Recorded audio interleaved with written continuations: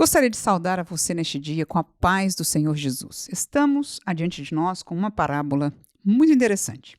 A parábola é a chamada da figueira estéril e ela está em Lucas capítulo 13, dando sequência àquilo que nós estamos lendo, do versículo 6 ao versículo 9. Diz assim: E dizia esta parábola: certo homem tinha uma figueira plantada na sua vinha e foi procurar nela fruto, não o achando. E disse ao vinhateiro: Eis que há 3 anos venho procurar fruto nessa figueira e não o acho. Corta, porque ocupa ainda a terra inutilmente.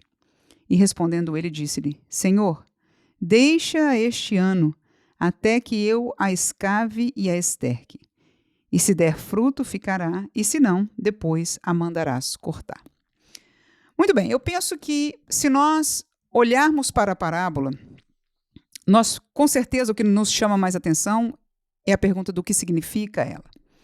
A tendência nossa é sempre aplicar para nós. No entanto, ali estava Jesus cumprindo o seu ministério e o foco da vinda de Jesus. No sentido do cumprimento das profecias, o foco, o cerne, disse João, ele veio para o que era seu e os seus não receberam. Mas a vinda de Jesus primariamente foi para o cumprimento da promessa à nação de Israel de que o Messias haveria de vir. Ora, ali estava ele. E esta parábola, em sua interpretação primária, ela é uma parábola relacionada com a nação de Israel. Portanto, o dono da vinha é Deus Pai. O vinhateiro é a pessoa de Jesus. E o que nós encontramos é que Deus Pai, o dono da vinha, encontra uma figueira plantada na vinha. Já existe de cara um certo contraste, porque vinha deve-se plantar plantas de uva, videira, não figueiras. Então já vemos algo interessante, que Israel estava ali qualificado diante de Deus, já não como uma videira, mas como uma figueira. No entanto, estava plantado na vinha deste dono da terra, que nós entendemos que a interpretação seja a pessoa de Deus Pai, e ele diz que por 3 anos ele procura frutos e não encontra. E nós sabemos que neste caminhar do ministério de Jesus, Jesus já estava ali ensinando, estava pregando, estava curando, estava ministrando, estava ensinando a verdade do reino de Deus. Imediatamente antes de Jesus, Deus já tinha levantado uma voz clamando no deserto, acertando o povo, guiando o povo ao arrependimento. Então Deus estava investindo naquela nação, naquele povo, naquela geração. No entanto, ano após ano, Deus não encontrava fruto. Que fruto é aquele que Deus estava requerendo do povo? Desde o texto de João Batista até o que nós lemos no começo deste capítulo, nós falamos há 2 dias atrás, sobre o que aconteceu em Galileia e a Torre de Siloé, 2 desastres que aconteceram, 2 coisas extraordinárias, que pessoas inocentes morreram e que os judeus estavam pensando que eles fossem culpados, que eles fossem merecedores da tragédia que eles viveram. Mas Jesus põe o dedo em rixe neste mesmo contexto aí, e ele diz: se vocês não se arrependerem, vocês vão ser dignos do mesmo juízo, vocês vão acabar no mesmo lugar. Falando com certeza acerca da realidade eterna daqueles que estavam ali. Então nós encontramos um caos em Israel. E nós vemos alguém, o vinhateiro, intercedendo e pedindo ao pai dele mais 1 ano. E eu vou estercar, eu vou cavar, eu vou preparar, eu vou tentar salvar esta figueira. E se não der fruto, portanto, no final deste tempo, o Senhor pode mandar cortar. No entanto, se der fruto, então ela permanecerá. Eis então esta parábola relacionada à nação de Israel, e nós conhecemos o fim da história. Eles não reconheceram o tempo da sua visitação, a visitação da vinda do Filho de Deus, rejeitaram ao Messias. e até mesmo a nível de cidade, de templo, no ano 70, ficaram totalmente destruídos. E o futuro para Israel foi e tem sido negro até o tempo, com certeza, no futuro que Deus voltará a tratar com a nação, conforme a Bíblia nos ensina. No entanto, este é o entendimento primário desta parábola para a nação de Israel. A pergunta é: há alguma coisa que nós podemos aplicar para nós? Eu penso que sim. As 3 coisas que eu encontro interessantes nesta parábola e que eu encontro também na Bíblia, em outros textos paralelos que me dão o entendimento de que eu possa aplicar para mim como igreja, em primeiro lugar, seria a intercessão de Jesus.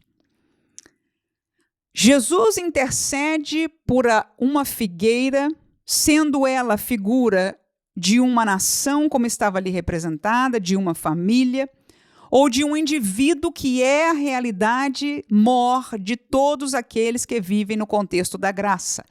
A graça, ela é apresentada individualmente, a escolha é individual, e o resultado dessa escolha também é individual diante de Deus. Nós sabemos disso. Então, nós olhamos para a aplicação desta parábola, tentando trazer para nós desta maneira. Jesus nos olha individualmente e também espera de nós frutos. Fruto de uma vida em santidade, fruto de uma vida digna, como diz o texto das cartas de Paulo, do chamado que nós recebemos, da vocação que nos foi entregue, do perdão que nos foi entregue, da graça que nos foi entregue. Então, este fruto do Espírito, este fruto de gratidão, este fruto de justiça, este fruto de graça, este fruto espiritual, é algo que, com certeza, Deus espera de nós, havendo repartido para nós tamanha graça. E eu encontro o primeiro foco aí é na intercessão de Jesus. E você sabe que o texto bíblico diz que Jesus está neste momento ao lado do Pai, intercedendo por nós. Então, o papel de intercessor pela igreja, pelos seus, é algo que Jesus, ainda hoje, biblicamente está estabelecido, de que ele faz para nós.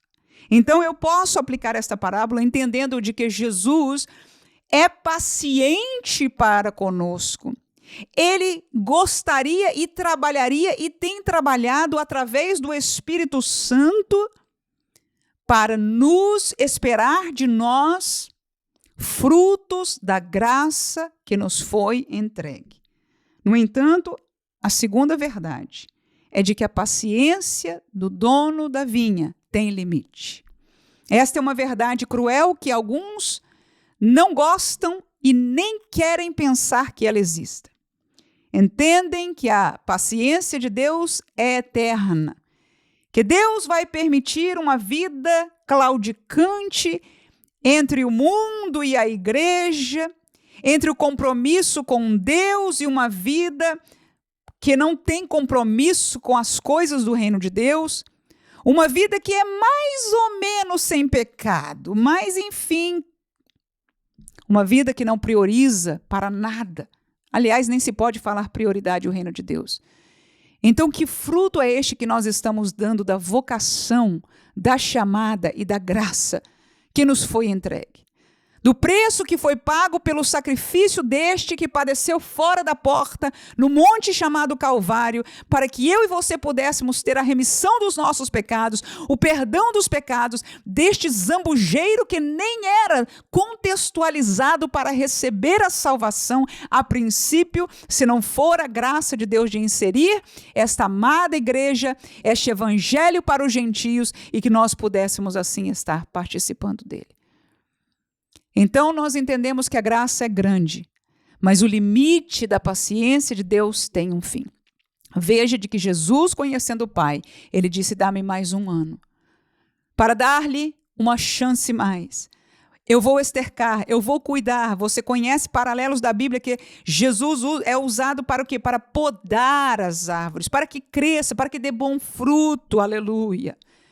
Então, as exortações, o podar de Deus, a palavra de Deus é para que nós cresçamos, demos fruto e não venhamos a chegar num lugar onde Deus nos mande sair, deixar. Porque alguém pensa que isto não acontecerá, mas é bíblico que pode acontecer. Se nós não cuidarmos, se nós sairmos espiritualmente do caminho estreito e caminharmos como bobos no caminho largo, desprezando a voz do Espírito Santo, pode sim acontecer.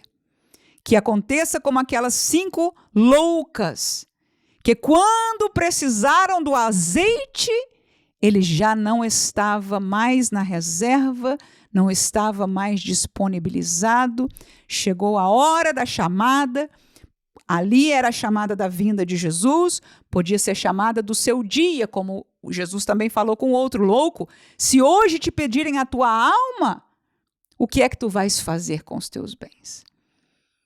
Então, que nós possamos com esta parábola nos alegrar que o Senhor Jesus intercede por nós.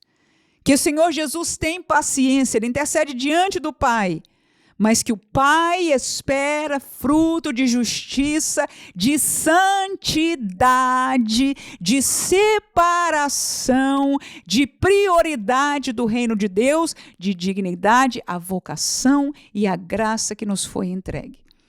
O Senhor intercede, mas nós precisamos dar ouvido, porque se não nos arrependermos a tempo, poderemos ter um fim que não gostaríamos, sem dúvida alguma, que acontecesse. E alguns até clamaram ao Senhor, dizendo: Senhor, Senhor, nós expulsamos demônio no teu nome, nós profetizamos no teu nome. E o Senhor lhe respondeu: apartai-vos de mim, vós que praticais a iniquidade. Que o Senhor nos guarde. O dia de arrepender, o dia de voltar, o dia de temer a Deus é hoje. E graças a Deus, porque esta porta da graça está aberta. Que você possa ter um bom dia na presença do Senhor. Amém.